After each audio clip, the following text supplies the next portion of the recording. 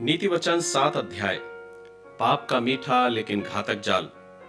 मेरे प्रियो, नीति वचन 5 से 7 अध्याय लगातार व्यभिचार और अशुद्धता के विषय में एक गहरी चेतावनी देता है। इन अध्यायों का उद्देश्य है कि युवा लोग समय रहते समझें और पाप के जाल से दूर रहें। यह पूरा अध्याय एक नाटकीय चित्रण है जिसमें एक मूर्ख युवक व्यभिचारिणी स्त्री के जाल में फंसता है। अंत में साफ लिखा है कि उसका घर अधोलोक का मार्ग है। यह अध्याय विशेष रूप से व्यभिचार और अशुद्धता के प्रलोभन के बारे में एक गहरी चेतावनी देता है।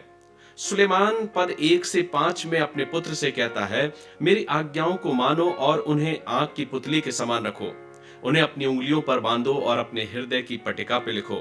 संदेश यह है कि परमेश्वर का वचन ही सुरक्षा की ढाल है जो मुझे और आपको ऐसे पाप से बचाता है। जब वचन हृदय में बसता है तब पाप का आकर्षण हमें छू भी नहीं पाता। पद 6 से 23 एक मूर्ख युवक का दृश्य दर्शाता है। सुलेमान कहता है कि उसने खिड़की से देखा कि एक नासमझ युवक रात को गलियों में घूम रहा है। वह एक व्यभिचारिणी स्त्री के घर के पास जाता है। वह स्त्री सज धज कर मीठी बातों से यहां तक कि धार्मिकता का बहाना करके उस युवक को फंसा लेती है।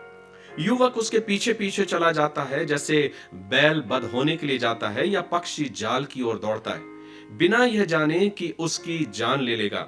यह पद दिखाता है कि पाप हमेशा आकर्षक रूप में आता है लेकिन अंत विनाशकारी होता है।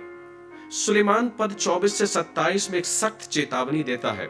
उसके मार्ग पर मत चलना, उसका घर अधोलोक का मार्ग है, यह मृत्यु की ओर ले जाता है।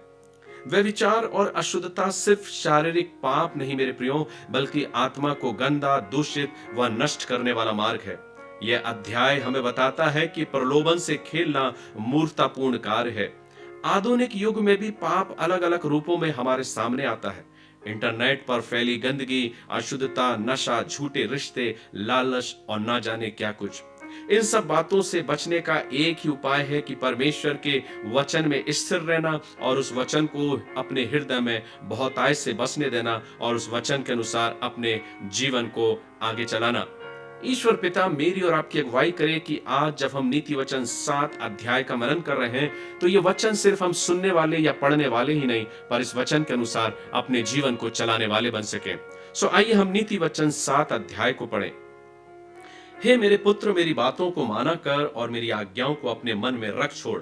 मेरी आज्ञाओं को मान, इससे तू जीवित रहेगा, और मेरी शिक्षा को अपनी आंख की पुतली जान। उनको अपनी उंगलियों में बांध और अपने हृदय की पट्टिका पर लिख ले। बुद्धि से कह, तू मेरी बहन है, और समझ को अपनी साथिन बना। तब तू पराई स्त्री से बचेगा जो चिकनी चुपड़ी बातें बोलती है।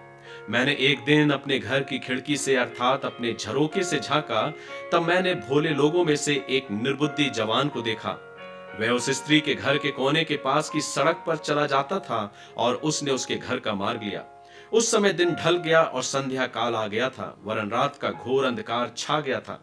और देखो, उससे एक स्त्री मिली जिसका वेश वेश्या का सा था और वह बड़ी धूर्त थी। वह शांति रहित और चंचल थी और अपने घर में ना ठहरती थी। कभी वह सड़क में, कभी चौक में पाई जाती थी और एक एक कोने पर वह बाट जोती थी। तब उसने उस जवान को पकड़कर चूमा और निर्लजता की चेष्टा करके उससे कहा, मुझे मेल बलि चढ़ाने थे और मैंने अपनी मन्नतें आज ही पूरी की हैं।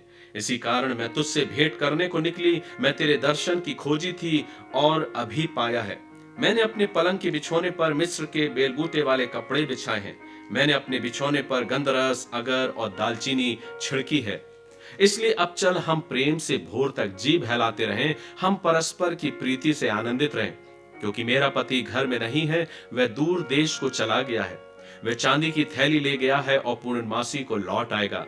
ऐसी बातें कह कहकर उसने उसको अपनी प्रबल माया में फंसा लिया और अपनी चिकनी चुपड़ी बातों से उसको अपने वश में कर लिया। वह तुरंत उसके पीछे हो लिया जैसे बैल कसाई खाने को या जैसे बेड़ी पहने हुए कोई मूढ़ ताड़ना पाने को जाता है। अंत में उस जवान का कलेजा तीर से भेदा जाएगा। वह उस चिड़िया के समान है जो फंदे की ओर वेग से उड़े और न जानती हो कि उसमें मेरे प्राण जाएंगे। अब हे मेरे पुत्रों, मेरी सुनो और मेरी बातों पर मन लगाओ। तेरा मन ऐसी स्त्री के मार्ग की ओर ना फिरे और उसकी डगरों में भूल कर ना जाना, क्योंकि बहुत से लोग उसके द्वारा मारे पड़े हैं। उसके घात की युगों की एक बड़ी संख्या होगी। उसका घर अधोलोक का मार्ग है, वह मृत्यु के घर में पहुंचाता है। मेरे प्रियो, प्रभु इस वचन के द्वारा हम सभी को आशीष दे। God bless you.